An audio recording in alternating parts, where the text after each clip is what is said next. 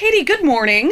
Good morning. How are you? I am pleased to be talking to you right now because Mandalorian is, I won't say it's a sleeper hit, but I think it's really interesting that it has taken off in a lot of different circles. People who wouldn't have considered themselves Star Wars fans are suddenly following Mandalorian. And that's really...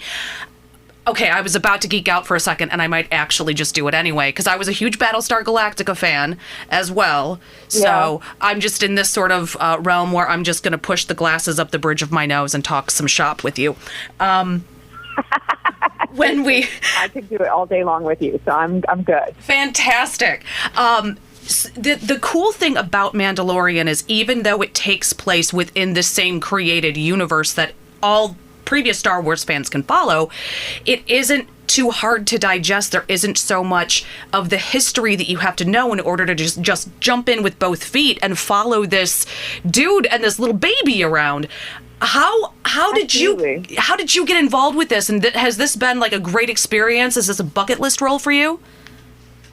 Well, first of all, you're absolutely right. Because they chose to make this show about a Mandalorian, which is something that hasn't had a ton of focus in Star Wars over the years. And they allowed people who had never seen Star Wars before watch something that felt self-contained.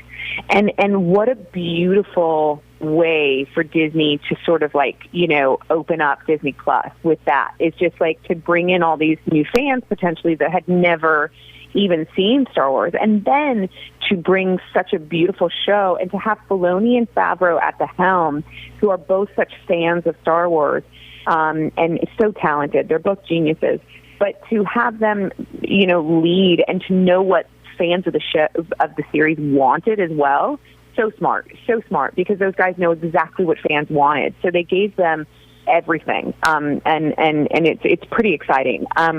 But for me, I voiced Bo-Katan for, 10 years. Right, yep. And to play her in animation was a dream come true. And so to actually have been given the opportunity by Dave and John and Kathleen Kennedy was so huge. The fact that they trusted that I could do it still blows my mind. I grew up idolizing these characters and this world, and to be able to be a part of it is still mind-blowing to me. Katee Sackhoff having a pinch herself moment on the set of The Mandalorian, where she plays Bo-Katan again. She just mentioned that she was the voice of the animated character for so many years and now gets to step into the role.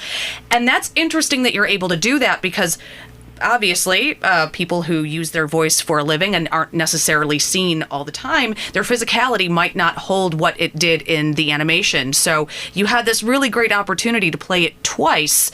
And I mean, did you think that your career was going to be so heavily in the sci-fi genre? I did and I didn't. So when I became an actor, when I finally got the opportunity to start choosing the roles that I wanted to play, I wanted to be in movies and television shows that my father would enjoy watching, because my dad gave me my love of science fiction and action movies. I mean, that is what we watched when I was a little kid. And so I enjoy those movies too. And so I started picking the things that I wanted to watch. And so it makes complete sense to me that I ended up in sci-fi.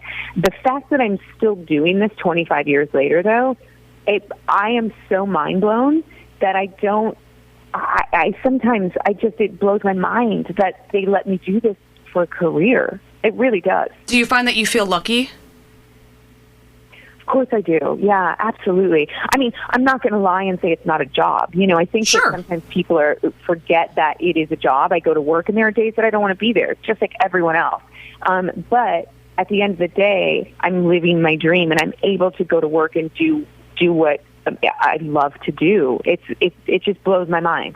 Couple of remaining minutes here with Katee Sackhoff. She plays Bo-Katan in Mandalorian. You know her as Starbuck from Battlestar Galactica.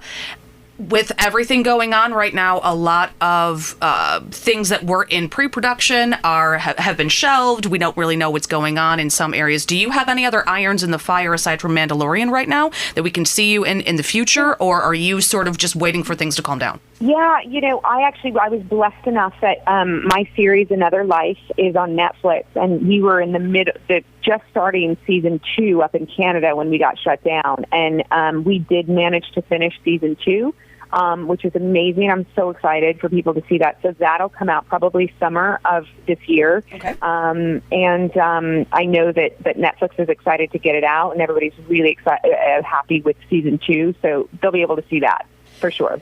More Robot Chicken. And Robot Chicken, that's right. God, you're everywhere. So I know, I voice a character named Bitch Puddin'. So Bitch Puddin' is not going anywhere. I think I'm going into the recording booth this coming week to get some more of her on tape. Well, fantastic, Katee. We love you and everything that you do. We look forward to seeing you in all the great things in the future. Of course, The Mandalorian. If you haven't checked it out yet, if you don't know what it is, welcome to 2021. Check it out. And Katee, please come back sometime soon, and Happy New Year. Oh, thank you so much. Happy New Year as well. Stay safe out there.